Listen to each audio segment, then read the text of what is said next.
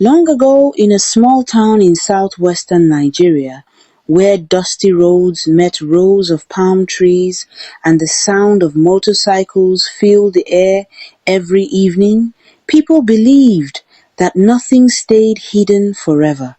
Wealth, sorrow, secrets, sooner or later, everything came to light. In that same town lived a young man named Adebayo. But before people began to whisper his name with awe and fear, before the day he returned to the village with a car that silenced everyone, his life had already been shaped by hardship and pressure. It often started with his mother's voice. "Stay there, make pants wear you, mumu. See as your friends dey drive big cars. Even yesterday Chide do house opening for him mama. Which one you fit do for me? Your own na to dey swallow my eba when you no even know how I take get am." The words cut deep every time. Sometimes Adebayo would quietly leave the house and walk to the edge of the village where the old palm trees stood. There were days he went hungry, not because there was no food, but because the pressure inside his chest made swallowing difficult. Many people in the village knew the boy's story. Adebayo was born into a family of five. He was the first child, the one everyone expected to become a man early. When he was just 10 years old, tragedy struck. His father died suddenly. His father, Wale, had been the backbone of the family. Wale was not a wealthy man, but he was a hard-working one. He owned several palm trees and produced palm oil, which he sold in nearby markets.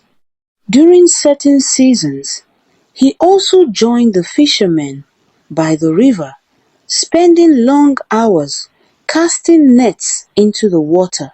The family lived in a modest house that Wale built with his own hands. It had 6 rooms in total. 3 rooms were occupied by the family, while the other 3 were rented out to tenants.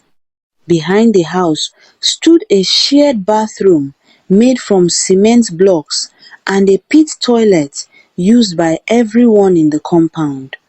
The kitchen was built from bamboo and corrugated roofing sheets.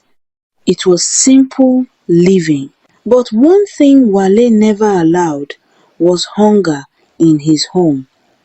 No matter how difficult things became, his wife and children always had something to eat. His wife, Bimbo, was known in the community for her beauty. She was tall, elegant, and always dressed well whenever there was a party in the village. Bimbo loved social gatherings, weddings, naming ceremonies, birthdays, festivals. She wanted to attend them all. She loved the attention, the music, the laughter, and most importantly, the display of wealth. Before Wale died, she had often pressured him. "Other women dey shine for party. I no fit come dey look like person wey no get husband." Wale tried his best. He feared losing her to another man if he could not keep her happy. Sometimes he sold extra palm oil just so she could buy a new dress for an event. Still, life was not easy. One afternoon, after returning from the farm, Wale sat down on a wooden bench outside their house. He held his head and complained about a serious headache. "I go lie down small," he told Bimbo. He walked into the room and laid down, but he never woke up again. The entire village mourned him. 5 months after his burial, people began to notice something. Bimbo had started going out frequently with another man from the community. Not long after, that man began spending more time around their house. Life inside the house changed. Without Wale's steady presence, things became difficult. The palm oil business slowed. The little savings finished quickly. Instead of encouragement, Adebayo often received insults.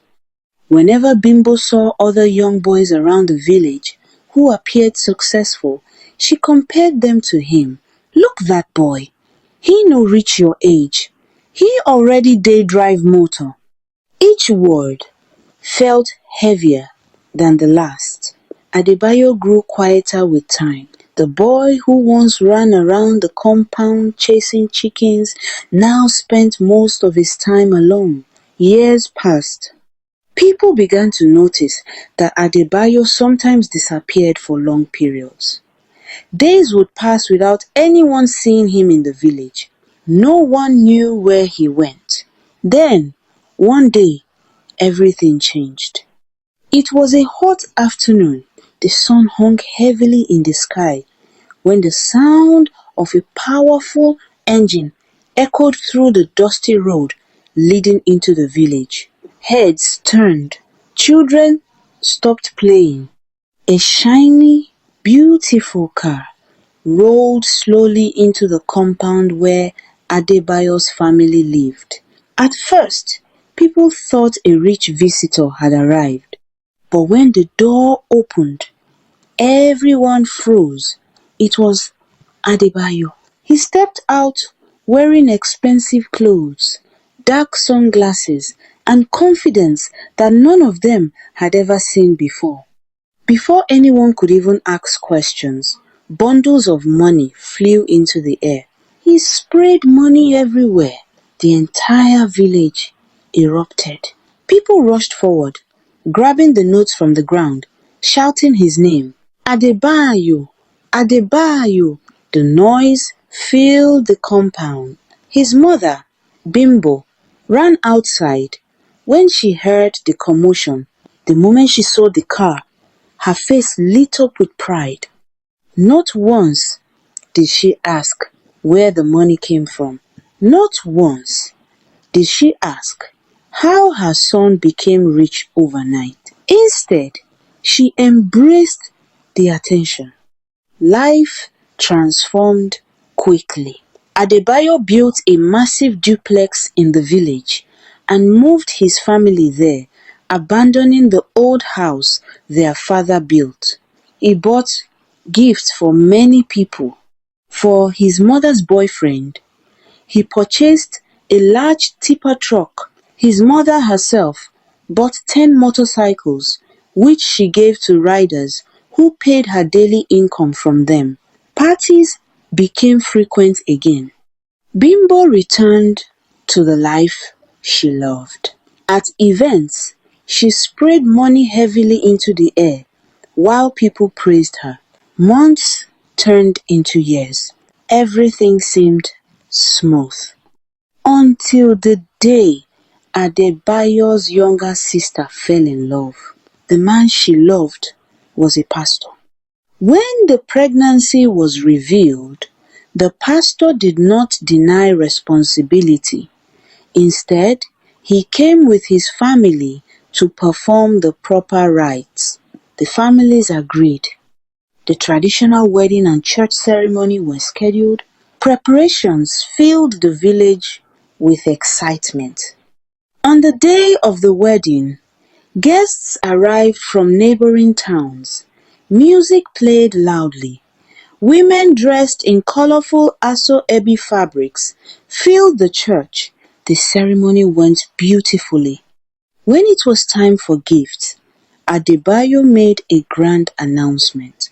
He had bought a brand new car for his sister as her wedding present. People gasped in admiration. The car was brought to the church compound.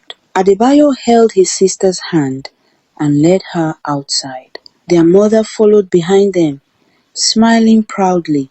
The moment the sister laid eyes on the car, something strange happened. Her smile vanished, her body trembled, her eyes widened, as if she had seen something terrible. Suddenly, she screamed. Then, She began to run wildly, shouting and tearing at her clothes. Guests froze in shock. Within seconds it became clear she had lost her mind. The moment the young bride screamed, the joyful noise around the church stopped like a drum cut in the middle of a dance. People stared. At first, many thought it was shock or excitement, but within seconds it became clear that something was terribly wrong. Adebayo's sister suddenly tore the head tie from her hair and threw it to the ground. Her eyes looked empty, like someone who was seeing things that no one else could see. She began shouting words that made no sense. Before anyone could hold her, she ran. She ran straight out of the church compound, kicking off her shoes as she went. The white wedding gown dragged through the red dust as villagers chased after her. Ayo! Stop her! Catch her! But the girl ran like someone who feared for her life. By the time some men caught up with her near the market road, she had already removed most of her clothes. She screamed and fought anyone who tried to touch her.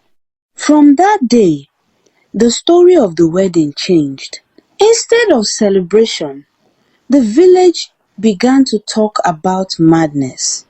For days she roamed the streets naked, running through farms, markets and bush paths. Children were told to stay inside whenever she appeared. Some women shook their heads in pity. Others whispered quietly among themselves. Finally, after several attempts, a group of strong men managed to capture her near the river bank. She fought fiercely, like someone possessed, but they eventually tied her down and carried her back to the family compound. Because she was uncontrollable, they chained her to a strong wooden post behind the house. It was a painful sight. The beautiful bride, who was meant to start a new life, now sat on the ground with chains around her leg, screaming at shadows only she could see. The entire village began to talk. People lowered their voices when Adebayo passed. Some shook their heads. Some avoided greeting him. One evening, at the local beer parlor, an old man leaned closer to another and whispered, "That boy wealth no pure." Another replied quietly, "You no see am? Maybe na the sister dem wan use for ritual." Soon the rumor spread across the whole community. Adebayo began to hear the whispers. Whenever he walked past groups of people, conversations stopped suddenly. Eyes followed him everywhere. Even children repeated the rumors they heard from their parents. Despite everything, the sister's husband did not abandon her. The young pastor stayed. Many people expected him to run away after the wedding disaster, but he remained by her side. He visited every day, praying for her, bringing people who claimed they could help. Her condition lasted for months. Some days she was calm. Other days she screamed and cried through the night. But slowly things began to change. After many months of prayer, treatment, and care, the girl gradually returned to her senses. The chains were eventually removed. One afternoon, she sat quietly under a mango tree, speaking normally again for the first time. The village sighed with relief. But peace did not return to Adebayo's life. Instead, things began to fall apart around him. He started feeling weak. At first, it was just small headaches. Then came constant fatigue. Food lost its taste. Sleep became difficult. Some nights, he woke up sweating heavily as if someone had poured water on his body. People noticed the change. The once confident man who drove expensive cars and sprayed money now looked thinner every week. The whispers in the village grew louder. One hot afternoon, something unexpected happened. Many villagers had gathered at the village square, where elders usually sat to discuss matters of the community. Suddenly, Adebayo appeared. He walked slowly into the square. People noticed his tired face immediately. Without greeting anyone, he stood in the middle of the gathering. His eyes searched the crowd until they stopped on his mother. Bimbo was sitting under a tree with other women. When she saw her son staring at her like that, she became uncomfortable. Before anyone could say a word, Adebayo spoke loudly. You. The entire square went silent. His voice trembled with anger. You be the reason I enter ritual. Gasps filled the air. His mother jumped up from her seat. What kind talk be that? But Adebayo was already shouting, all because of wealth. You never for one day ask me where I get my money from. People began gathering closer. Some elders tried to calm him down, but he continued speaking. You push me. Every day insult. Every day comparison. His voice cracked. You never ask question. All you do na to spend.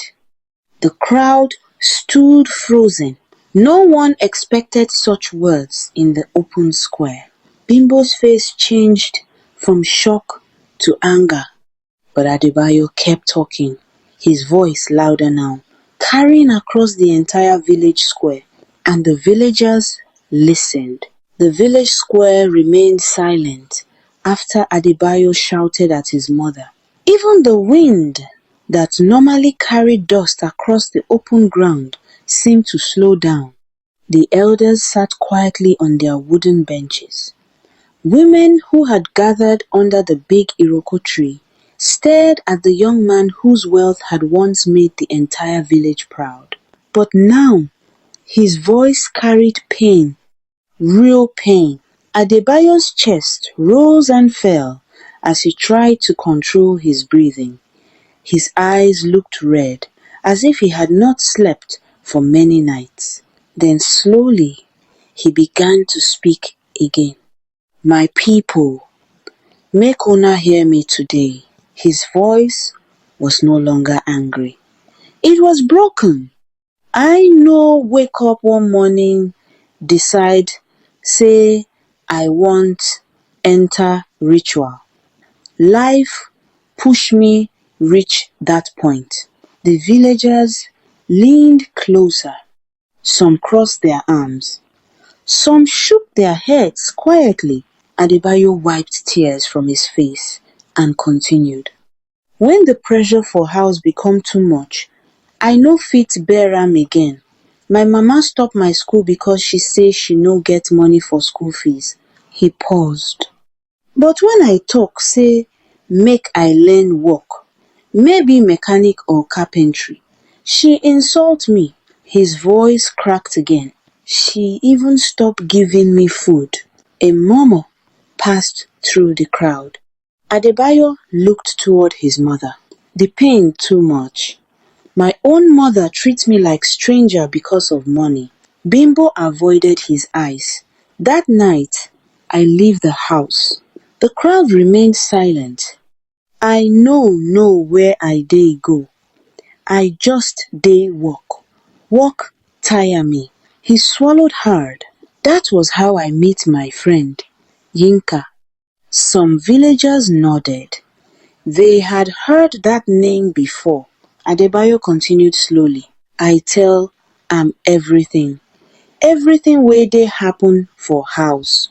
He wiped his face again. Yinka allow me stay for him house. One day turn 2 days. 2 days turn 1 week. At first, everything normal. But after some time, He start talk something. The villagers listened carefully. He tell me, say life no suppose hard like this. He say some people just dey suffer because dem no brave enough to take opportunity. At that time, Adebayo explained, he did not understand what Yinka meant. I think say he just dey encourage me.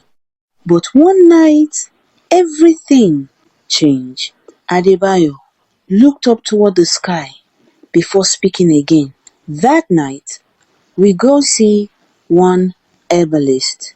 Some women gasped quietly. The man look me from head to toe. He say he no say I want wealth. He say money go come fast. But sacrifice must happen. The air felt heavy. Adebayo's voice became softer. The sacrifice. Na my sister. A loud murmur spread across the square. Bimbo screamed, but Adebayo continued. The herbalist say, make I buy one big car. Make I give my sister as wedding gift. He closed his eyes. He say after the wedding, accidents go happen. None of them go survive. Some women began crying softly. Adebayo lowered his head in shame. But it no work. The crowd went silent again. My sister run mad instead. He began crying openly now. I beg God, forgive me. He turned again toward the villagers. Those boys wey dey, stay with me for house. I tell una say I dey teach dem yahoo. Some young men in the crowd exchanged worried looks. But truth be say, their destiny don exchange. More gasps followed. Adebayo fell to his knees in the dusty square. I done destroy many lives. Tears fell freely down his face. I beg, make una forgive me. For several minutes, the square remained quiet except for the sound of his crying. Then suddenly, Adebayo stood up. Before anyone could stop him, he ran out of the square. People called his name, but he did not stop. Days passed, then weeks. No one saw Adebayo again. Until one morning, two hunters returning from the bush brought terrible news. They had found a body deep inside the forest. It was Adebayo, the once wealthy young man who had driven big cars and sprayed money in the air, was now lying lifeless in the wilderness. The entire village mourned again, but the suffering did not end there. Not long after his death, something strange began happening to his mother. Bimbo started complaining about pain in her legs. At first, she thought it was ordinary sickness, but the pain worsened. Soon, her legs began to rot. Slowly, the skin darkened and peeled. A terrible smell followed wherever she went. She sold Adebayo's cars. She sold the motorcycles. She sold the tipper truck.